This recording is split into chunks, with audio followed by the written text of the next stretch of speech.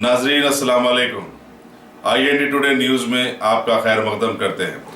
आइए देखते हैं ये तफसीलात। रियासती हुकूमत की जानिब से मूसा नदी पर 3 नए पुल की तामीर के ऐलान को अमली शक्ल देने के इंतजाम का आज चीफ सेक्रेटरी SK जोशी ने बनफ्स नफीस दौरा करते हुए जायजा लिया।